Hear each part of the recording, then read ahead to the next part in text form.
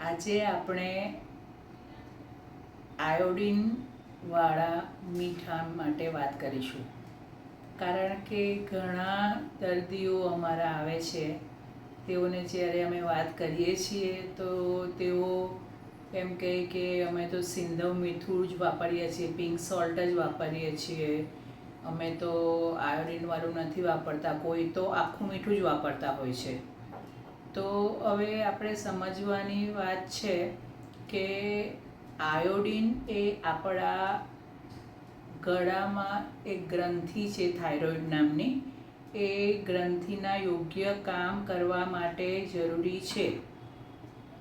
ગળામાં જે થાઇરોઇડ ગ્રંથિ છે એમાંથી થાઇરોઇડ હોર્મોન બને છે, જે આપણા આખા શરીરના ચયાપચયની ક્રિયા એટલે કે મેટાબોલિઝમની ક્રિયા માટે જરૂરી છે.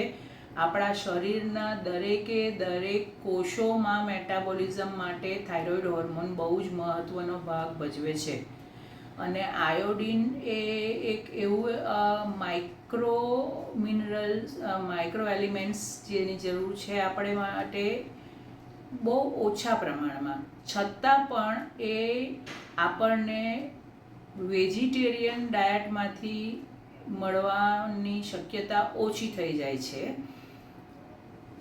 જો વેજીટેરિયન છો તો તમને દૂધ અને દૂધની બનાવટ એટલે કે ચીઝ અને યોગર્ટમાંથી તમને મળશે, પરંતુ એનું પ્રમાણ ઘણું જ ઓછું હોય છે. નોન વેજીટેરિયન સોર્સમાં એવું કહેવાય કે તમે સી ફૂડ એટલે કે અમુક પ્રકારની ફિશ અને ઈંડાના જે યલો પાર્ટ છે, એગ યોક, એમાંથી આયોડિન મળે છે. આ ઉપરાંત સીવીડ્સ એટલે કે સમુદ્રની અંદર અમુક પ્રકારના ઝાડવા હોય છે જે એ સમુદ્ર તટના લોકો ખાતા હોય છે, તો તેમાં પણ આ આયોડિન સારી માત્રામાં હોય છે. પરંતુ વેજીટેરિયન ફૂડમાં એ બહુ ઓછું માત્રામાં છે.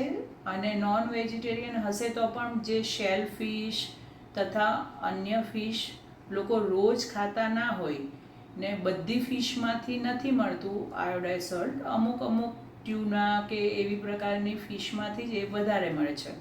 આથી જરૂરી છે કે આપણે આયોડાઇઝ સોલ્ટનો ઉપયોગ ખોરાકમાં કરીએ, જેથી આપણી રોજિંદી જે જરૂરિયાત છે, મોટા લોકોની જરૂરિયાત 150 માઇક્રોગ્રામ પર ડે છે. બહુ બહુ તો આપણને ખોરાકમાંથી મળે એટલું સમજો કે 60-70 માઇક્રોગ્રામ જેટલું આપણને આયોડિન મળી શકે, પણ પૂરેપૂરું આયોડિન આપણને મળતું નથી. આથી સરકારે નિયમ કાઢ્યો છે કે મીઠામાં આયોડિનની માત્રા ઉમેરવામાં આવી છે, જેને કારણે આયોડાઇઝ સોલ્ટ જે બજારમાં મળે છે એ આપણા જ સ્વાસ્થ્ય માટે બહુ જરૂરી છે. જ્યારે આયોડિનની કમી હોય ત્યારે ગળામાં થાઇરોઇડ ગ્રંથિ મોટી થઈ જાય, એને કહેવાય ગોઈટર.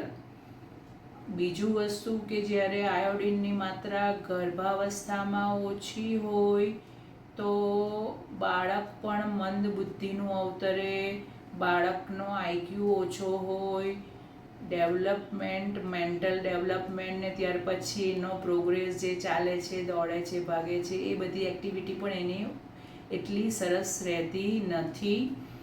એટલે એટલું બધાને કહેવાનું કે તમે જે મીઠું વાપરો છો તે આયોડિનયુક્ત હોય તો તમારા તંદુરસ્તી માટે એ વધારે મહત્ત્વનું છે. અમુક લોકો એમ કહે કે મારા સાસુને, મારા સસરાને બ્લડ પ્રેશર છે એટલે અમે પિંક સોલ્ટ વાપરવા માંડ્યા, પણ એ વસ્તુ ખોટી છે.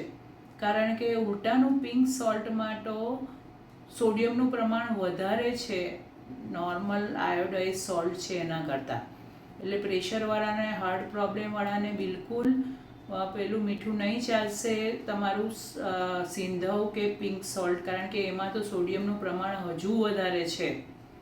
એટલે એક જ કહેવાનું કે બધા લોકો વોટ્સએપ પર કે ફેસબુક પર જોઈને બધું ફોલો કરવા માંડે છે, પણ પહેલાં આજના આ સોશિયલ મીડિયાના યુગ એમાં પહેલાં જુઓ કે જે મેસેજ આવ્યો છે તેની ઓથેન્ટિસિટી એટલે સાચો છે ખોટો છે, કોઈ એમનેમ જ એકાદનું સાંભળીને મોકલી આપ્યો છે, અને એ મોકલનાર કોણ છે અને એ લખનાર કોણ છે. બેઝિકલી જે મેસેજ જેણે લખ્યો છે એ ડૉક્ટર છે અથવા તો કોઈ ડાયટિશિયન પ્રોપર છે કે પછી કોઈએ બી આ મેસેજ મોકલી આપ્યો છે. એટલે એ જાણ્યા વગર મહેરબાની કરીને તમારા સ્વાસ્થ્ય સાથે ચેડા કરશો નહીં. ફક્ત વોટ્સએપ અને ફેસબુકના આધારે કંઈ પણ ખોરાકમાં જોરદાર બદલાવ કરશો નહીં. તમારા ડૉક્ટરની સલાહ લેવી એ માટે જરૂરી છે. તો આયોડાઇઝ સોલ્ટનો ઉપયોગ સૌ કરજો.